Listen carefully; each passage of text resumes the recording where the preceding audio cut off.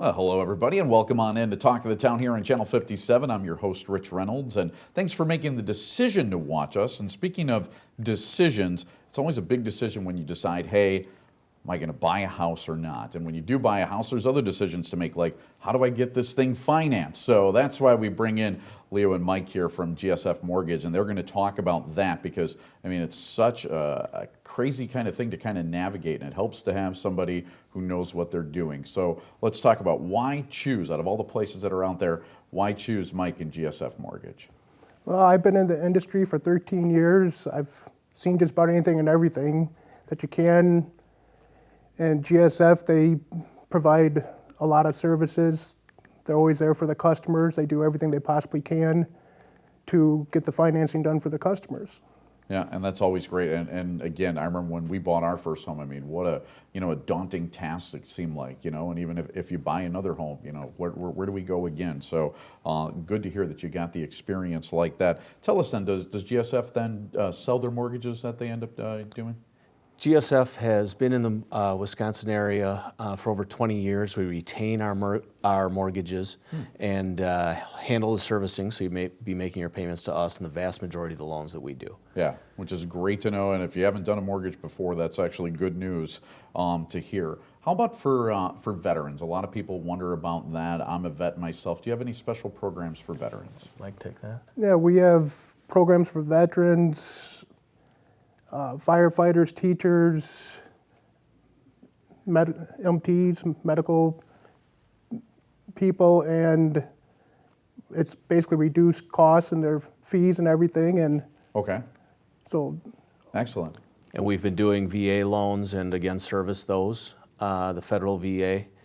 We have some other state type VA programs through WIDA and other options to take care of our veterans and several other specialty type options that we have. You mentioned WIDA. Some people might not know what that actually, I know it's an acronym. What does WIDA stand for? WIDA is the Wisconsin Housing Economic Development Authority. Okay. And they have specialized for many years in first-time home buyers and really going the extra mile to help get first-time home buyers, in most cases, there are some other exceptions, into their homes. They will, as a state-funded agency, their mission is to stretch the underwriting guidelines a little bit further to help people achieve home ownership. And we have become a strong partner of theirs and do quite a bit of WIDA lending throughout the state. So you have mortgages. What other products do you have through GSF? We are a mortgage-only operation. Oh, okay. We are not a bank. We are not a credit union. We focus strictly on mortgage banking. Okay. We retain, as I mentioned, the vast majority of our mortgages, and we don't have a lot of the additional hurdles that some depository lenders, banks, credit unions would have. So we are focused strictly on getting people the mortgages, whether it be a purchase, a refinance, USDA, WIDA, VA, et cetera. It's got to make you guys pretty agile then. yeah, right? and USDA is 100% financing, which this day and age can't hardly ever find anymore. Right. And then we also provide FHA, which is 3.5% down. So we got many different options. Yeah, you got to usually put so much more down now than you did, even like 15, 20 years ago. And so, yeah, the rules have kind of changed, it seems like. So the rules have changed dramatically in the last few years, yeah. And we have navigated through those changes and continue to be very nimble in being able to adapt along the way. For people that are thinking about buying and doing it for the first time, why buy versus rent? Mike? Well, to own the house, it's just more of a pride feeling that you actually own your house, and it's always fun to see when you get a customer approved and get them to the closing table, just that feeling of knowing you own the house, you can do what you want with it. Plus, there's a lot of tax benefits to it, to help you out with your income taxes and stuff like that. Overall, it's just a better process than renting. Yeah, that's what I was going to say. I like the tax benefits at the end of the year. Exactly. Works out well. Yep, definitely, and building equity and all of that too. So as we got about 20 seconds here, what's a good barometer or a percentage to use? How much mortgage can someone afford? A lot of it depends on their income, how much debt they have, but that's why, give us a call.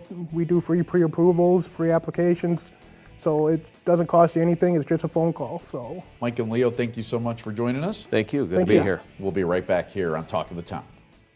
And back on Talk of the Town, as I'm joined right now by Erin Thornley Parisi. She's the Executive Director of the Rape Crisis Center in Dane County. And Erin, thank you for joining us. Thank you for having me. Yeah, you bet. And we're going to talk about sexual assault, and I want to define that, if we could a little bit. What exactly, when we're talking about sexual assault, are we talking about? We're talking about any unwanted physical contact that is in a sexual nature. So it is a broad definition because there are degrees of sexual assault. Rape is not different than sexual assault. It's usually what people think of as first or second degree sexual assault. Okay, so sexual assault versus sexual harassment, which might be continually asking a woman out or talking about her body parts. That can be a form of sexual assault. But okay, that can too. Yeah, okay. yeah. Okay, all right. Just wanted to make sure. People sometimes too will mix up sexual assault and domestic violence. So what's the difference between the two? Yeah, the difference is that sexual assault is much broader. It's something that affects more people because in a domestic violence relationship, there is at one time an intentional relationship usually, and that has definitely gone very wrong, and there is an abusive person there. But sexual assault is something that can affect somebody just walking down the street or just going to work. And more men are sexually assaulted than I think are battered. Okay. So it encompasses a broader population of people as well. Okay. I guess, one of the things that's always, to me, it's always important to try and vet stuff out and talk about it and get it out in the open. Why is it important to talk about sexual assault and how that's going on in Dane County? Yeah, thanks for asking, because it's an epidemic, and it's one that's been referred to by the medical community as the silent violent epidemic, because we are so careful to not talk about sexual assault, and when we do, we tend to victimize the person who has already been a victim, and we like to kind of pretend that it doesn't exist by degrading that person and saying, what you're talking about really didn't happen. And it does happen. It happens to 1 out of 4 girls and 1 out of 6 boys before they reach the age of 18. Wow. And then as people get older, there's a reduction for men, but for women, it's still it's our daily lives to protect ourselves from sexual assault. Yeah, and I've seen that happen so much where the victim is actually then re-victimized by, if it ends up in the public and people will accuse. Why is that? What's the mentality that makes that happen? Yeah, I think it's people wanting to feel safer, and you don't feel safe if you really think about the high prevalence of sexual assault. It creates a kind of unsteady atmosphere, and we never know who that person is because we can't identify a perpetrator of sexual assault. They don't look a certain way, they don't act a certain way. And so I think by blaming the victim, it's just a way of people kind of deflecting that fear of the high prevalence of sexual assault. That's one explanation I can think of, but okay. I would like it to go away because it's awful for victims to go through. Absolutely. Now, you're the Executive Director of the Rape Crisis Center. What do you do at the Rape Crisis Center? We work with the victim from the time that she or he is sexually assaulted as long as they want us. So if somebody goes to the hospital for a rape exam and a wellness exam, we are there. We're there right away. We get there within about 10 minutes, absolutely within 30 minutes, and we will walk that person through that process so that the forensic nurse can focus on her job. We also will help people report to police. That can be done at our office or it can be done at another location. We provide counseling. We have a 24-hour, 7-day-a-week helpline, always available with a counselor on the other end, a highly trained counselor on the other end. And then we do prevention education as well, individual counseling and group counseling. Okay, and you have a fundraiser coming up, the Java Jive, September 18th. What is that? It's a great fundraiser. It's been called Madison's most relaxed fundraiser, which maybe some people don't care about, but there aren't very many fundraisers where you can go and wear a pair of jeans, grab a newspaper, go off into a corner and eat a huge breakfast and drink from about 12 different kinds of coffee. They are available, all for just a great cause. So it's a really fun event. It's at the Brink on September 18th in the morning. I think starts at about 9 o'clock, and it's a lot of fun. They do so many great fundraisers out there. So They do. Yeah, great Yeah. stuff. I think I can go just for the coffee and drink a cup of each one. I think Yeah, we do. I would like to try, That's the so, whole thing, is a good. coffee tasting fundraiser. Absolutely. Aaron, thank you so much. Thank and you. if you'd like to find out more, go ahead, check out that bottom third. We'll be right back. Talk of the Town right here on Channel 57. Pregnancy can be one of the most wonderful times in a woman's life, and with Mother's Day just around the corner, we're here today to talk about how we can help to manage morning sickness, a condition that affects up to 85% of pregnant women in America. That's approximately 3.4 million women each year in the United States alone. And here to talk more about that is former host of The Doctors, Dr. Lisa Masterson. Dr. Masterson, welcome. Hi, thank you so much for having me. Yeah, good to have you on the show today. So there's an acronym that's been kind of going around, and I'm wondering if you could share with viewers what NVP stands for. NVP stands for nausea and vomiting in pregnancy, and basically that correlates with morning sickness. And the thing about, it's very, very common that 3.4 million pregnant women is huge. But the thing is, morning sickness is a really bad name for morning sickness because it doesn't just happen in the morning. It can happen in the evening, in the middle of the night. It can happen all day long. And that's why nausea and vomiting pregnancy actually describes it more adequately. And this is something that can be completely debilitating to women. I think a lot of people take it really lightly. And as you said, this should be an amazing time, but this can really make women miserable and translate into lost work hours, problems with family, lost time with the family, not being able to function. So this is something that women need to know, even though it's very, very common. It's a medical condition, and we can help our ladies experience the amazing pregnancy. I think there's a spark of interest in our audience right now because I think so many people don't realize that this is something that can be treated. What are the causes of NVP? Well, a lot of women think it's actually the baby when it's not. So it's very important to know it's really part of the pregnancy. And it's usually the placental mass or those escalating hormones at the beginning of pregnancy, estrogen and HCG, that are really the triggers for nausea and vomiting in pregnancy, and not the baby. A lot of women will mistakenly think it's associated with having a really hairy baby or with the baby's sex, so either a boy or girl. And it's not the baby's fault. It's actually all about the pregnancy. And again, it can make women feel absolutely miserable. It usually resolves after the first trimester. That's the good news. But women don't have to suffer in silence, and so many of them are. There are things that we can do to help treat them. I also like how we're kind of moving away from calling it morning sickness because as a father of 2 children, I noticed that my wife experienced quote-unquote morning sickness, or NVP, at other times other than the morning as well. So what are some ways that women can manage NVP? Well, I love that you asked, because especially this can happen to women before they get to the doctor. So it's important that they know some of the things to do or some of the things that their doctors might suggest. And we like to start with lifestyle and dietary changes like, avoiding spicy foods, eating smaller meals more frequently, avoiding really greasy foods, avoiding really big meals, things like that. But why I'm so thrilled to be here today is because I partnered with Duchenne USA to talk about Diclegis, which is the only FDA-approved safe and effective treatment in pregnancy. So it is really, really important that women know that there is a safe and effective medicine that's been tested in pregnancy, and that they can feel comfortable with that to go into feeling better and enjoying this amazing pregnancy. Let's say that somebody doesn't know about treatment options. How long is it typical for NVP or morning sickness to last? Usually the first trimester. That's the beauty of it. It's usually going to resolve. But in the meantime, women don't have to experience morning sickness all day long, be miserable all day long, have it affect their life. And we can empower them to take back and enjoy this pregnancy. And what I love is the Diclegis website, diclegis.com, where you can get my Dr. Lisa tips. And also you can get other tips of what to do, nausea and vomiting in pregnancy, so you can take back your pregnancy. Taking back your pregnancy. I think that is so cool. I think that's a great tagline. Dr. Lisa Masterson, former host of The Doctors, thank you so much for joining us today. Thank you for having me. And don't go away, there's more show coming up right after this. Stick around.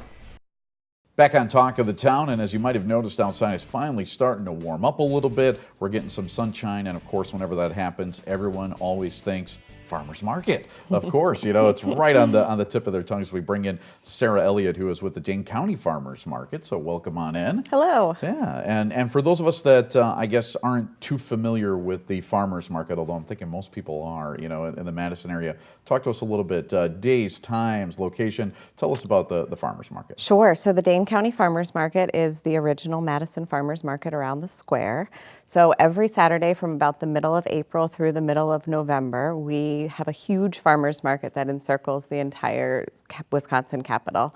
It's from 6 o'clock to 2 o'clock on Saturdays, but I would recommend getting there between 7 and 1 for kind of your optimal selection. And then we also have a Wednesday farmers market from 8:30 to 2 on MLK Boulevard, right in between the City County Building and Madison City Hall.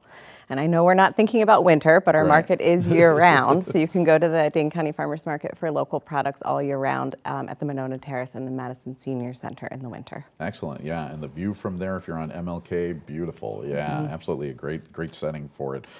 So as far as the Dane County Farmers Market goes, compared to other farmers markets, what makes it so unique? Sure. So we've been around since 1972, so we're really a Madison tradition, and we are the nation's largest producer-only farmers market. Oh, wow. So every vendor at the market is actually the producer. They grew it, they raised it, they're making those products, and that really can enhance the experience for the customers. If you see, a cut of meat that you don't know how to prepare or a vegetable you're not familiar with, the person who raised or grew it is standing right there to answer all of your questions. Wow. And it's also part of what makes the Dane County Farmers Market really important to the economic viability of our farms here in Wisconsin.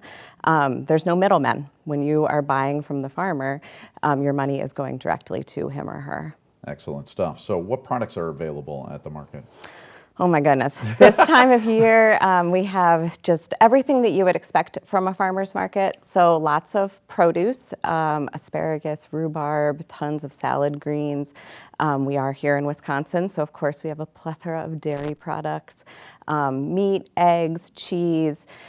There's all sorts of beautiful cut flowers right now, as well as nursery plants. So edible plants, decorative plants, things that you can take home and plant in your own garden. And we definitely can't forget the bakery items, the treats that you get to eat while you're walking around market. Right. So just really a lovely wide array of products. Excellent. So you mentioned that they're all the producers and the farmers are right there. Tell us, if you could, about some of the farmers that are actually there, something interesting about that. Sure. So we have a really wide diversity of farmers at the market. Some of them have been with the market since 1972 when it first started. We also have a lot of kind of your newer wave of younger farmers.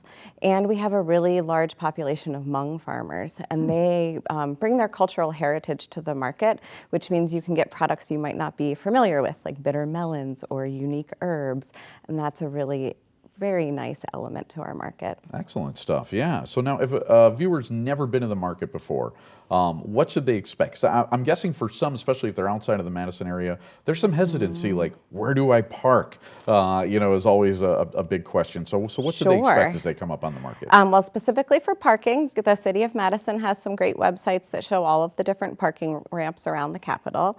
But it is really a very bustling experience. There are thousands of folks there. So, grab a treat from one of the bakeries, grab a cup of coffee, get ready to spend some time talking with farmers. Bring your grocery bags, because you're definitely going to want to stock up for your weekly shopping trip. As a note to viewers that haven't been to the market, dogs are not allowed, so please leave your dog at home or you will be asked to leave. Yeah, very good to know. Yeah, people love to take their dogs. Yeah. And it is rain or shine, any sort of weather, and it's really an exciting experience. And a lot of folks do treat it kind of as a special trip or a tourist destination, but we also really want to encourage folks here in Madison to come do their grocery shopping, because you can probably get everything on your list at the market. Absolutely, too. And do vendors vendors take like SNAP cards, EBT, food stamp stuff? We're really excited that we can partner with Community Action Coalition. So both the Saturday and the Wednesday market have an info booth. The Saturday market, it's right on the top of State Street. The Wednesday, it's right across from the City County building. You can use your EBT card, you get some market dollars, all of the vendors accept them. You can even use them to buy edible plants like tomato plants, which is an exciting thing. Excellent stuff. So it's just another way to make the market a little more accessible to everyone. Great, Sarah, thank you so much. Thank you. Yep, and thank you for tuning in to Talk of the Town. We'll see you next time right here on Channel 57.